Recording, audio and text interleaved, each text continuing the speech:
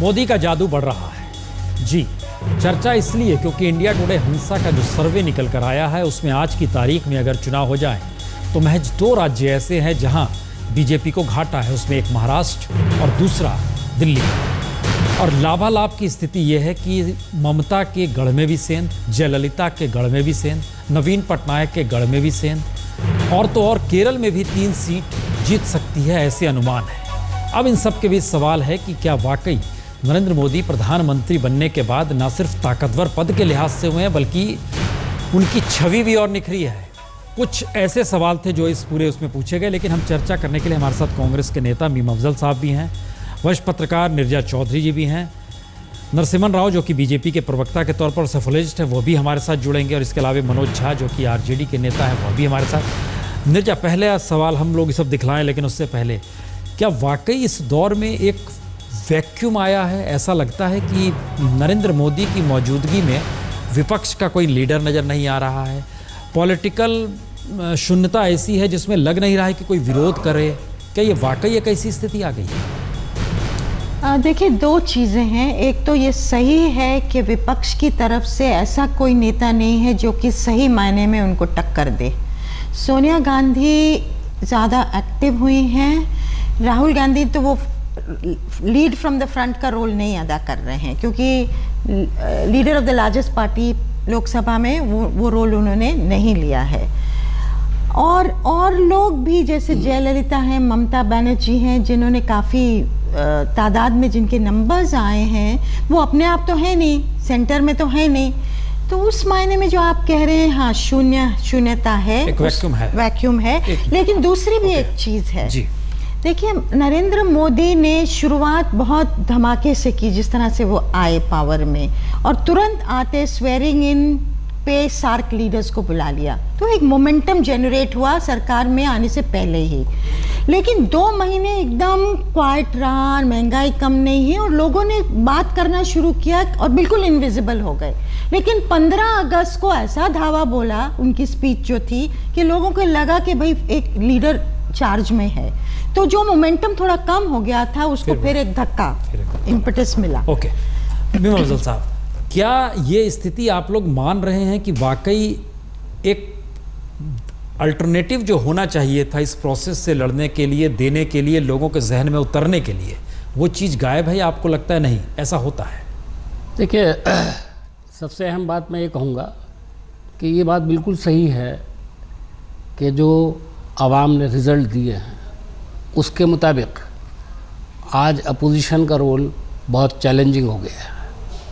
यानी जो मोदी जी जिस अंदाज से आया, जिसका अभी निर्जा जी ने जिक्र किया, मैं इसको एक दूसरे ढंग से कहूँगा कि उनके अंदर एक ख़ास बात है। वो ख़ास बात ये है कि करने से ज़्यादा वो दिखाने में यकीन रखते हैं। उन्होंने अपने पूरे इलेक्शन का देखने में यकीन करते हैं क्या? बिल्कुल करते हैं। लोग भी करने पर यकीन नहीं करते? नहीं, बिल्कुल। अगर करने पर यकीन करते होते, हाँ, और उसी के मुताबिक शायद वोट देते तो हमको स्थिति शायद ये ना फेस करनी होती।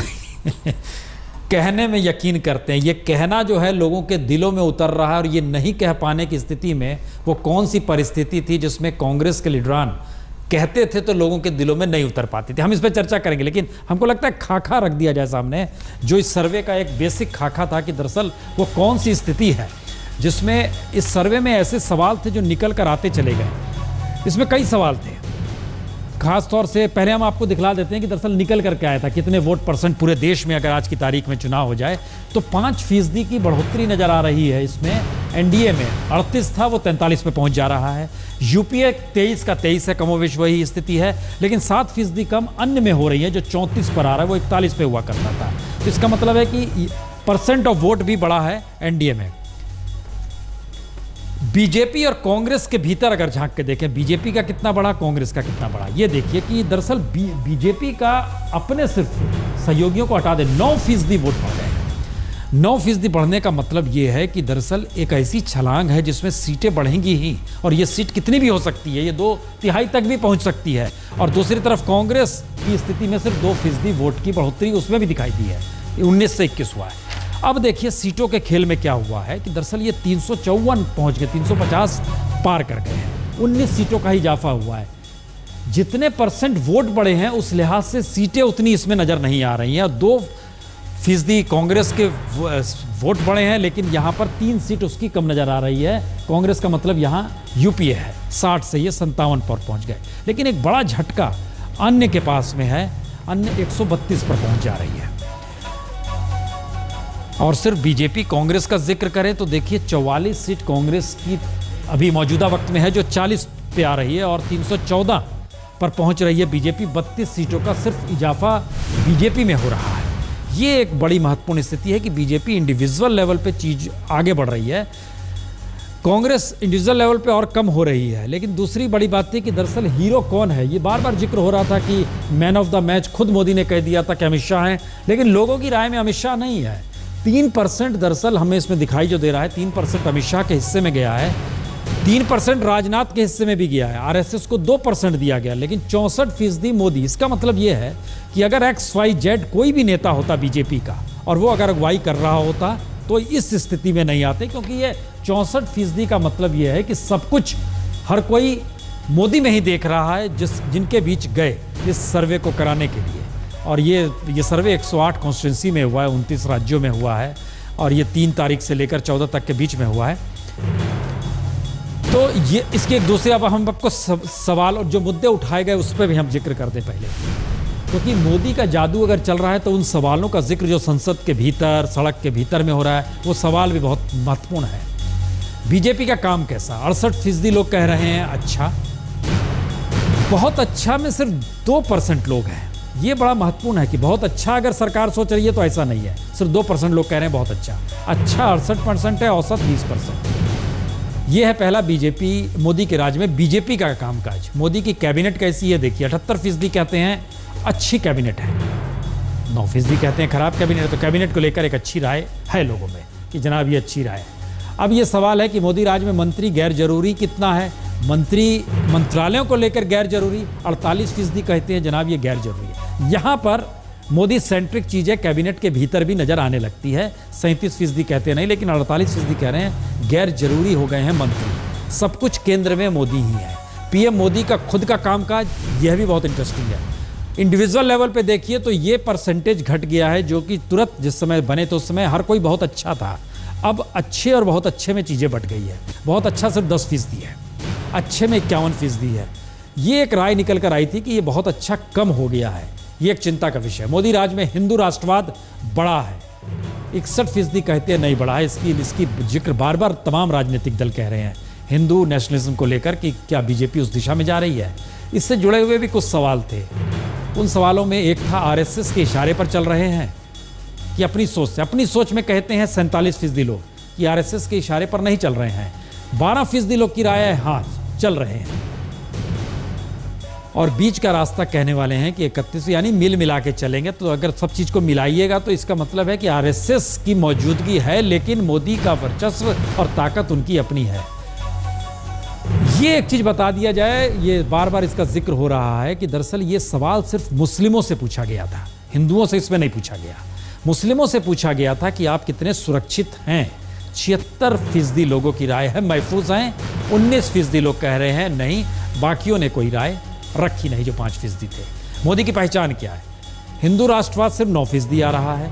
विकास का मॉडल जो लगातार वो पेश कर रहे हैं, डिजिटल भारत बनाने से लेकर जो भी कहिए टेक्नोलॉजी, वो 46% आ रहा है, और सुशासन 24% आ रहा है। सांप्रदायिकता 4%।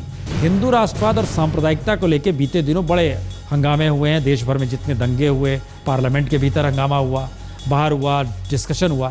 ये हिस्से को जनता स्वीकार नहीं कर रही, जनता किसी दूसरी दृष्टि से देख रही है। इसमें एक चीज और बता दें, 10 सवाल पूछे गए थे, और 10 सवालों में जो 4 मुद्दे जनता ने चुने कि हम इसे मानते हैं महत्वपूर्ण, उसमें ये आपके सामने है, जिसमें सबसे ज्यादा गरीबी का मसला है 23%, उसके बाद भ्रष्टाचार का मसला है 22%, महंगाई 18%, महिला सुरक्षा 9%। भ्रष्टाचार, महंगाई, भ्रष्टाचार को लेकर सरकार खामोश हो गई है, महंगाई को लेकर भी सरकार खामोश हो गई है। ये एक दूसरा फैक्ट है। इन स्थिति में क्या ये माना जा सकता है? निर्जा जी, हम वापस आपके पास आ रहे हैं, इसके बाद हम जरा पॉलिटिशियंस हमारे साथ जुड़ चुके हैं, लेकिन हम आपसे जानना चाह रहे हैं, क्या अभी भी विपक्ष उस मर्म को नहीं छुपा रहा है जो वोटर समझता है? या मानकर चल रहा है कि जिस लाइन को बीजेपी मजबूत करना चाहती थी, जो आरोप लगा रहे सांप्रदायिकता का, राष्ट्रवाद का, उसी पर लगातार अटैक किया जाए और यही पॉलिटिक्स हो गई है, लेकिन जनता कुछ और सोच रही है? देखिए, इसमें दो चीज़ें हैं। एक तो है कि जनता टाइम दे रही है मोदी को। आपके में दिखाया कि 18% कह रहे हैं कि प्रायोरिटी दे रहे हैं महंगाई को लेके। महंगाई और भ्रष्टाचार दो मुद्दे थे जिसकी वजह से यूपीए का पतन हुआ। लेकिन अगर आप बात करिए पिछले 2 महीने में, जो आम आदमी है महंगाई के बारे में बोलता है कि हम आस लगा के बैठे हैं, अभी हम टाइम देंगे, लेकिन किसी के बस का नहीं है ये, कोई भी सरकार। इसमें एक निराशा की झलक है। जहाँ तक सांप्रदायिकता का सवाल है, लोग वॉच कर रहे हैं खासकर उत्तर प्रदेश को।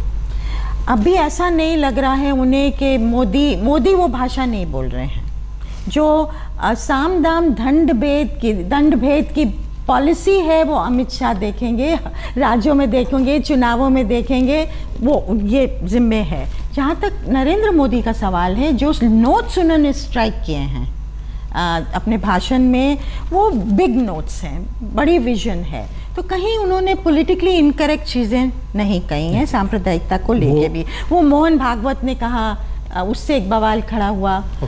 और हिंदू मुस्लिम पोलराइजेशन एक फैक्टर रहा था उत्तर प्रदेश में, लोकसभा इलेक्शन में भी, मुझे लगता है असेंबली इलेक्शन में हम भी। इसके दूसरे हिस्से पे जरा आते हैं। मनोज झा जी, हमने एक बार देखा था जब लालू प्रसाद यादव सत्ता में आए थे, सारी चीजें केंद्रित लालू प्रसाद यादव के ही इर्द गिर्द रहती थी। लालू यादव का मतलब ये होता था कि वही पार्टी हैं, वही मुख्यमंत्री हैं, वही सब कुछ हैं।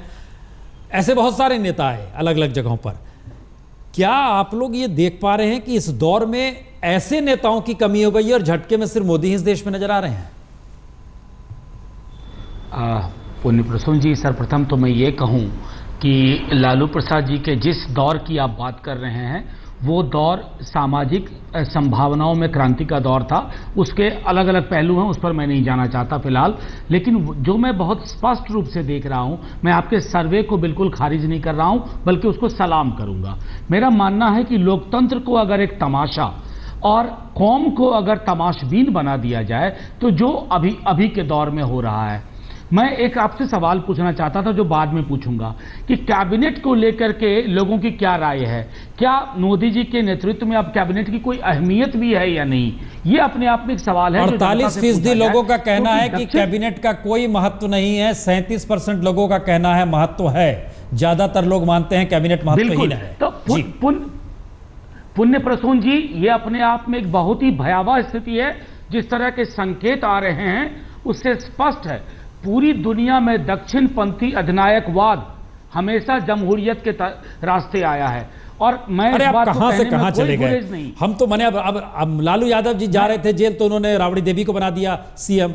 वो क्या था, जनता से तो पूछा नहीं था। हम ये नहीं कह रहे हैं, हम कह रहे हैं कि एक ऐसा दौर आता है कि नेता ही सब कुछ हो जाता है, वही पार्टी, वही सत्ता, वही प्रतीक, उसी की लोकप्रियता, सब कुछ। क्या इस दौर में और कोई नहीं बचा है? एक मोदी ही बचे। हम यही तो पूछ रहे हैं। पुण्य प्रसून जी, अगर सवाल पूछा है तो मुझे जवाब देने का मौका दीजिए। जरूरी नहीं है कि जवाब मैं आपके प्रारूप में ही दूं। नहीं तो जरूरी ये भी नहीं है कि आप पूरा इतिहास खंगालिए अपने अनुकूल करके। बहुत सारे पार्टी हैं बैठी हुई है यहाँ। नहीं, मैं सीधी बात आपसे कहना चाहता हूं कि पहली बार मैं ऐसा देख रहा हूं कि आप कह रहे हैं कि आरएसएस की नहीं चल रही है। उन्होंने मॉरेटोरियम की बात की थी 15 अगस्त को। 19% लोग कह रहे हैं आरएसएस की चल रही है, हिंसा बंद करनी है। 31% लोग कह रहे हैं आरएसएस की भी चल रही है और ये अपनी भी चलाते हैं। बीच का रास्ता, हर सवाल के बीच में नहीं जी। देखिए, आप हमेशा के लिए सिर्फ शब्दावली में प्रयोग, जो मोदी जी कर रहे हैं उसकी अपनी आयु सीमा है। शब्दों से और भाव से आप बहुत दिन खेल नहीं सकते। अगर मोहन भागवत जी कहते हैं हिंदुस्तान के नागरिक हिंदू हैं, तो उन पर मॉरेटोरियम लागू करिए, क्योंकि अगर उन पर लागू नहीं करेंगे तो हिंदुस्तान छत विच्छत रहेगा। दूसरी महत्वपूर्ण चीज मुझको कहने दीजिए, गैर बराबरी पर मैंने मोदी जी का आज तक कोई बयान नहीं सुना। जातियों में गैर बराबरी है, संसाधन पहुंच के अवसर की गैर बराबरी है। आप पूरा एक कॉरपोरेट यूफोरिया में अगर गैर बराबरी के प्रश्नों को छुपा रहे हैं तो आप मुल्क का नुकसान कर रहे हैं। हो सकता है लोग सलाम करें, उच्च मध्यम वर्ग के कुछ लोग, क्योंकि एक खास किस्म का आपने अब ये बड़ा मुश्किल है मनोज झा जी, पूरा पार्लियामेंट्री सिस्टम इस देश के खिलाफ जाता है। 70 लाख रुपए कैंडिडेट खर्च कर सकता है, एक दिन में 2 लाख का खर्चा इस देश के लिए फिट बैठता है क्या? जबकि खुद इलेक्शन कमीशन कहता है कि 500 करोड़ रुपए खर्च हो जाते हैं एक कॉन्स्टिट्यूंसी में। ये तो पूरा मजाक बनाया गया है इस देश में पार्लियामेंट्री सिस्टम के नाम पर। हम उधर कहां जा रहे हैं? कॉन्स्टिट्यूशन की ऐसी तैसी इस दौर में कर दी गई, मैनिफेस्टो जो आता है उसमें जिक्र वही चीज होता है जो कॉन्स्टिट्यूशन में बिल्कुल न्यूनतम अधिकार है, लोगों के हक की बात होती है। हम उस पर थोड़ी बात कर रहे हैं अभी।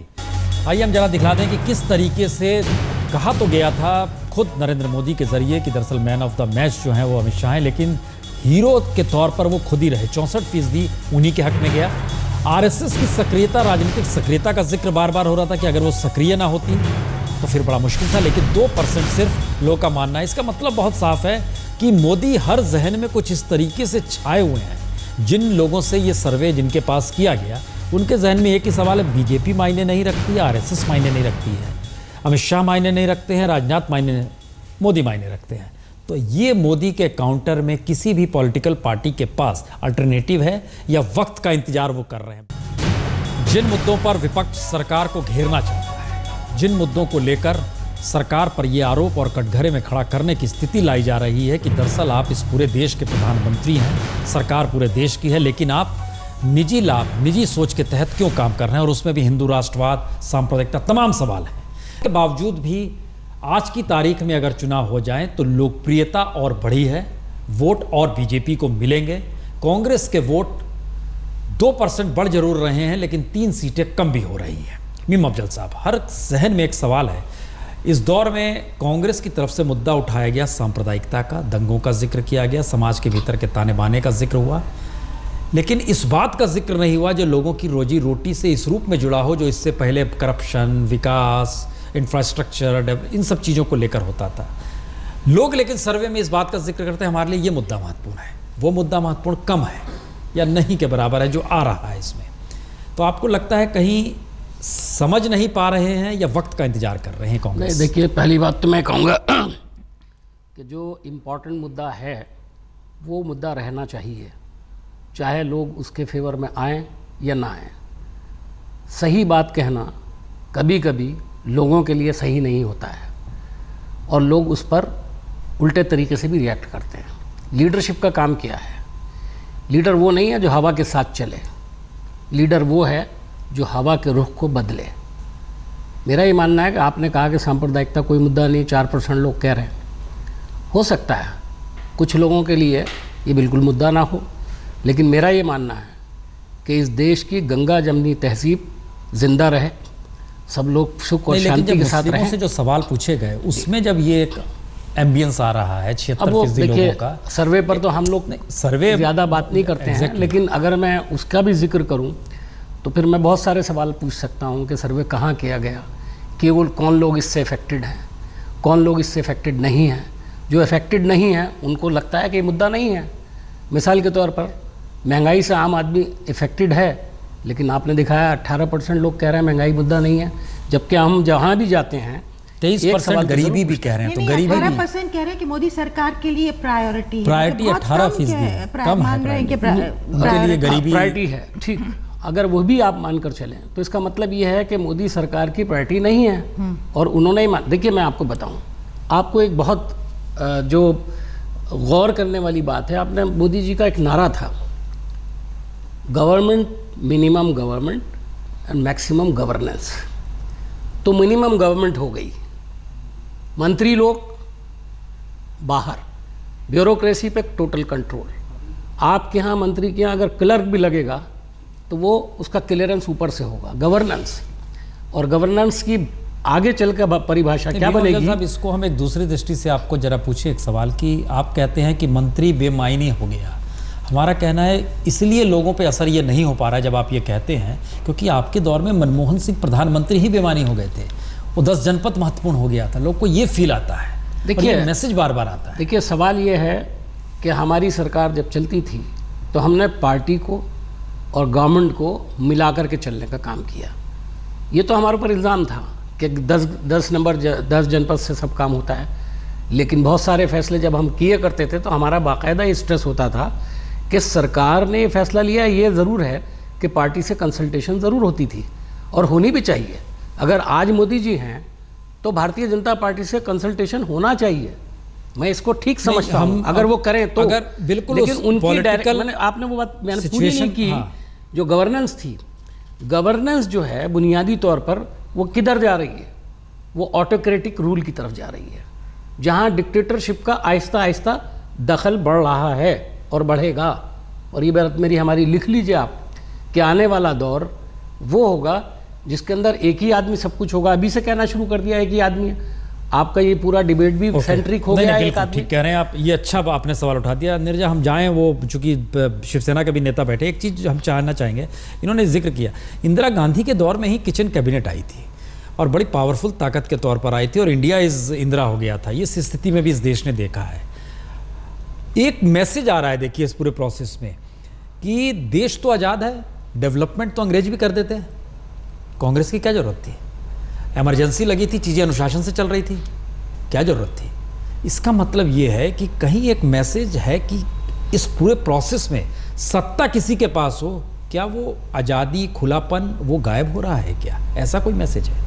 देखिए, अब भी प्रीमैच्योर है कहना कि खुलापन गायब हो रहा है। एक अप्रीहेंशन है एक तबके में कि अगर पावर्स कॉन्सेंट्रेट हो जाते हैं, अगर आप देख लीजिए मिनिस्ट्री आप कह रहे हैं कि बेमायने हो गई है, कैबिनेट वो जो आम जनता भी इसको स्वीकार कर रही है, ब्यूरोक्रेसी टोटल, अब लोग तो डरते हैं ना, 9 से 9 काम करना पड़ेगा। मैं बम्बई में थी और एक ब्यूरोक्रेट कह रहा था हम तो अब डेपुटेशन पे दिल्ली नहीं जाना चाहते, वहाँ 9 से 9 काम करना पड़ेगा। तो खींचा है ब्यूरोक्रेसी को एक कंट्रोल में। मीडिया जिस तरह यूपीए को अटैक कर रहा था, आज एनडीए को नहीं कर रहा। आप कहिए हनीमून पीरियड देना चाहिए। जुडिशरी के अपॉइंटमेंट क्या बैलेंस इधर हुआ है, पहले जुडिशरी करती थी, अब दोनों मिलके करेंगे।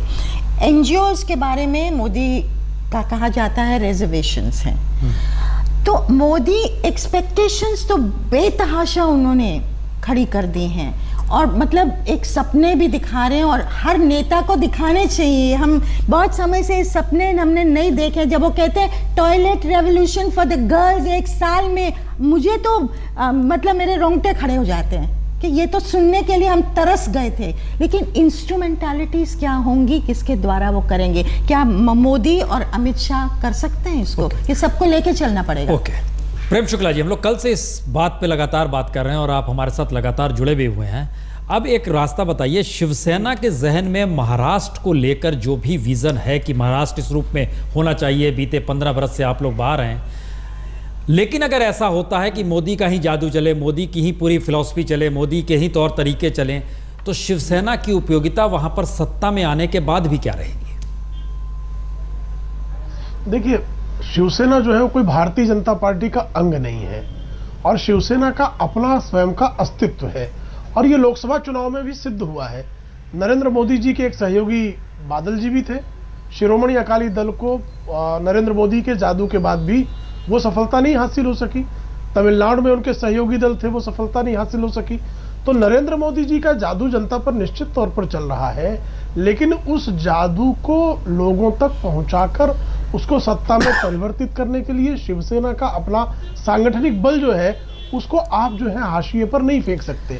तो शिवसेना जो है वो शिवसेना प्रमुख के बताए हुए विचारों के आधार पर शिवसेना पक्ष प्रमुख आदरणीय उद्धव ठाकरे जी के नेतृत्व में और नरेंद्र मोदी जी का जो दल है उसके सहयोग से चलने वाला मुझे लगता है कि शासन जो है वो महाराष्ट्र में स्थापित होगा और इसी का जनादेश जो है वो शिवसेना मांगेगी।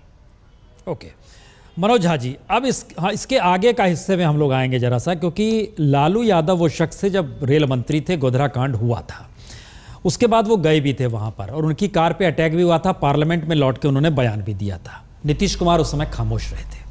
नीतीश कुमार ने उसके बाद जैसे ही प्राइम मिनिस्टर पद के लिए आए, टारगेट करना शुरू किया। कांग्रेस मौत के सौदागर सोनिया गांधी ने कहा था, हर कोई जानता है 2007 में क्या होता है। एक पूरे प्रोसेस में देखिए तो मोदी खलनायक के तौर पर निकलते चले आए और अगर ये चुनाव नहीं जीतते तो हो सकता था कि आप लोग और निशाने पर लेते या इस स्थिति में आते, हम लोग एक दूसरी चर्चा कर रहे होते। सवाल सिर्फ इतना है, क्या भारतीय राजनीति में वही शख्स आगे बढ़ता चला जा रहा है या वही शख्स अब जादू की तरह आएगा? क्योंकि राजनीति और राजनेताओं पर से लोगों का भरोसा इस हद तक उठा है कि वो राजनीति जिसके खिलाफ होगी, जनता उसे हाथों हाथ ले लेती है।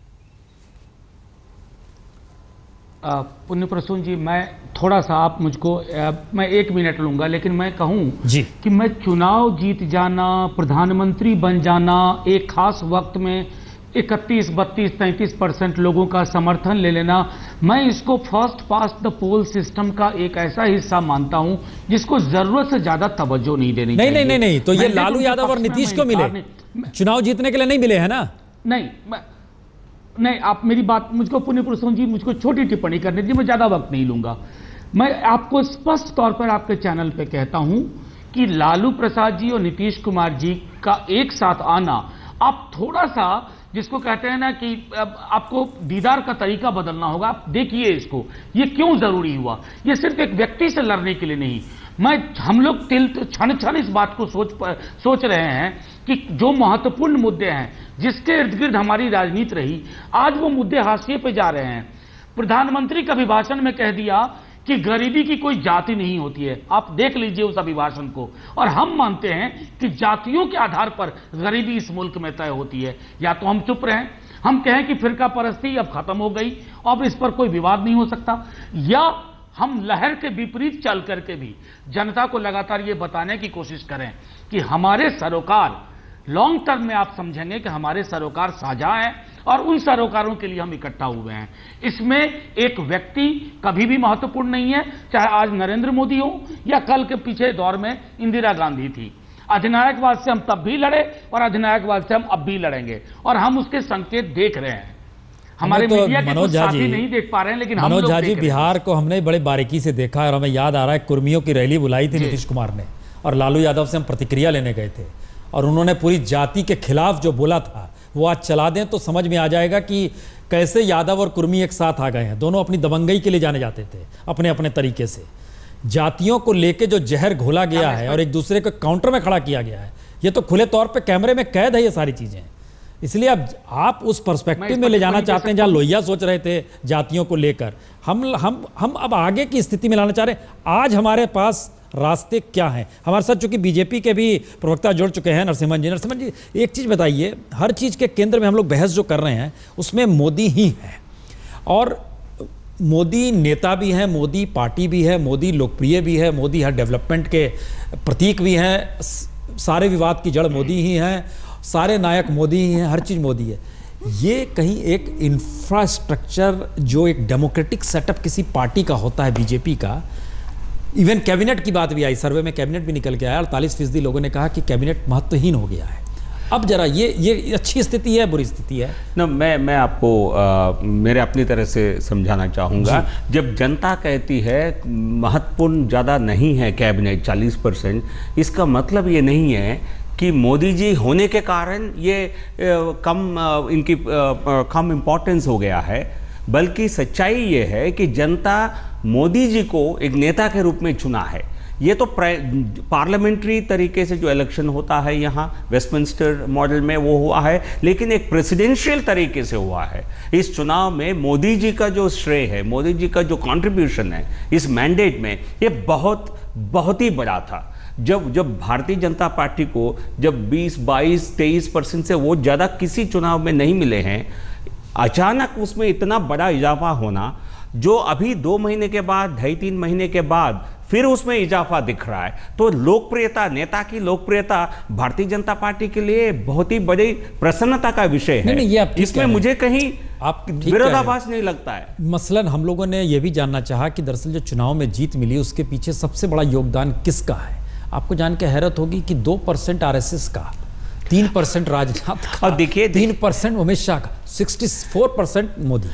मोदी जी चुनाव के लिए फेस थे। ये प्रेसिडेंशियल इलेक्शन, जनता ने इसको प्रेसिडेंशियल इलेक्शन बनाया, भाजपा ने नहीं बनाया। जनता ने अपने नेता के कारण भारतीय जनता पार्टी को चुना है, और इस प्रकार से 2%, 5% बांटना मेरे विचार से सही नहीं है, क्योंकि हर एक का अपना योगदान है। एक मिनट संघ हम यहाँ पर चुनाव में नहीं लड़ रही थी, जहां से बात शुरू हुई थी हम वहीं पर 1 मिनट आ रहे हैं। क्या ये बड़ा वैक्यूम वाकई था पॉलिटिकल और लीडरशिप को लेकर, जिसमें मोदी आए और हर चीज को भर दिया उन्होंने? देखिए, एक बेहद नाराजगी थी कांग्रेस की तरफ। कांग्रेस सरकार, यूपीए सरकार से लोगों में। लेकिन जो वोट आया है वो सिर्फ नेगेटिव वोट नहीं था, मैं मानती हूँ, वो मैं मानती हूँ इनसे कि वो था एक मजबूत नेतृत्व के लिए, क्योंकि लोगों में इतनी निराशा हो गई थी कि स्थिति संभलेगी कैसे, कौन संभालेगा। और मोदी ने उस वैक्यूम में स्टेप इन किया। और जो इजाफा हो रहा है उनकी लोकप्रियता का, उसका भी कारण है कि अभी लोग टाइम दे रहे हैं कि डिलीवरी करेंगे, और वो निराशा अभी का ग्राफ नहीं हुआ है। और दूसरी तरफ कोई है नहीं, जैसे हम कह रहे हैं, बिल्कुल ये एक चुनावी विशेषज्ञ के होने के कारण मैं इस जो नीरजा जी बता रही है, मैं उससे सहमत नहीं हूँ। सिर्फ एक पॉलिटिकल रिप्रेजेंटेटिव के तरह से नहीं, क्योंकि एक बात, जिस प्रकार की वोट प्रतिशत भाजपा को मिला है, मोदी जी एक सेंट्रल फिगर के रूप में उभरे हैं, तो इसलिए इस चुनाव में इट वॉज नेगेटिव मैंडेट तो था, कुछ हद तक था, लेकिन ज़्यादातर ये पॉजिटिव मैंडेट था नेतृत्व का, भारतीय जनता पार्टी का पिछले जो मोदी जी, अटल जी की सरकार के लिए, और जो 12 साल जो मुख्यमंत्री के रूप में जो काम करके दिखाया मोदी जी ने, जनता विकास के लिए वोट दी थी। इसको एक नेगेटिव मैंडेट के रूप में देखना मेरे विचार से बहुत गलत होगा। और दूसरी बात, मैं ये दूसरी बात पर भी मैं नीरजा जी से सहमत नहीं हूं, क्योंकि 2 महीने के बाद नीरजा जी कोई नहीं, जनता नाराज नहीं है, जनता सराह रही है। कांग्रेस से नाराज थी, उस बात का जिक्र हो रहा था। अभी जनता 2 महीने के बाद, अभी तो बहुत ज्यादा वोट और ज्यादा मिल रहा है, और ज्यादा वोट मिल रहा है अब तो। अफजल साहब, आखिरी कमेंट्स आपसे जरूर चाहेंगे, क्या ये राजनीति सत्ता के लिए होनी चाहिए, या आप जिस बात का जिक्र कर रहे हैं, बात बात को ढांचे टूटते हुए आपको नजर आ रहे हैं, उन मुद्दों पर आप जोर दे रहे हैं? देखिए, सत्ता के लिए राजनीति करना कोई बुरी बात नहीं है मेरे हिसाब से, तो फिर होता ही ऐसा है। लेकिन उसके साथ साथ जो हमारा पूरा सिस्टम है, कॉन्स्टिट्यूशन है, उसकी हिफाजत हर सरकार की जिम्मेदारी है। तो दूसरी हम बात नहीं कहूँगा, रिफॉर्म कर दिया जाएगा, उसमें कुछ संशोधन लाया जाएगा? नहीं, संशोधन किस तरह का लाएंगे आप? क्या उसको खत्म करने लाएंगे कि बताएंगे कि अब अल्पसंख्यक समुदाय जो है वो हिंदू और सब बराबर है, इसमें क्या जाता है? जब लाएंगे तो उसके बाद आप ही लोग तो उस दिशा में आप ही लोग बताएंगे ठीक है गलत। दूसरी बात मैं एक और कहना चाहता था, जो आपने कहा कि कांग्रेस के खिलाफ नाराज़गी थी, नरसिम्हन जी ने कहा कि हमें उससे इत्तेफाक नहीं है, बल्कि उन्होंने ये भी कहा कि जनता टाइम नहीं दे रही है, बल्कि हमारे काम से सेटिस्फाइड है। मैं उस पर कुछ नहीं कहूँगा, मैं सिर्फ इतना याद दिलाना चाहता हूँ कि भारतीय जनता पार्टी के ही जो सबसे दिग्गज नेता होते थे, अडवाणी जी, उन्होंने इस कामयाबी पर क्या तबसरा किया था? उन्होंने तो यही कहा था कि इसमें सबका रोल है, जैसा कि आपने बताया कि आरएसएस का कोई रोल नहीं, बाकी लोगों का कोई रोल नहीं, उन्होंने कहा सबका रोल है। उसके साथ साथ उन्होंने भी कहा कि इसमें ज़्यादा बड़ा रोल ये है कि लोग कांग्रेस से नाराज़ थे। ओके, आखिरी कमेंट, क्या ये पैटर्न ठीक है जो चल रहा है सत्ता चलाने का? अब देखिए, बिल्कुल सही है ना? जनता इससे बहुत खुश है। जनता चाहती है कमान ऐसे व्यक्ति के हाथ में हो जिस पर उन्होंने विश्वास किया था। मनमोहन सिंह जी को वोट देने के बावजूद 2009 में किस प्रकार की घटनाक्रम हुआ, प्रधानमंत्री कंट्रोल में नहीं थे, उनके साथ कोई ड्राइविंग का व्हील नहीं था। जनता उससे बिल्कुल संतोषजनक, जनता के लिए संतोषजनक विषय नहीं था। मोदी जी ही is at the driving wheel पर हैं और जनता इससे बहुत खुश है, उनके कामकाज से खुश है। इससे बड़ी खुशी खबर हमारे लिए नहीं हो सकती। हर चीज का पैमाना अगर जनादेश है तो जनता हक में जा रही है बीजेपी और मोदी के, और अगर आज की तारीख में चुनाव हो जाए तो 350 का आंकड़ा भी एनडीए पार कर जाएगी। बहुत बहुत शुक्रिया आप सभी का। चर्चा हम यहीं पर खत्म कर रहे हैं, छोटा सा ब्रेक ले रहे हैं, कुछ और खबरों के साथ लौटते हैं।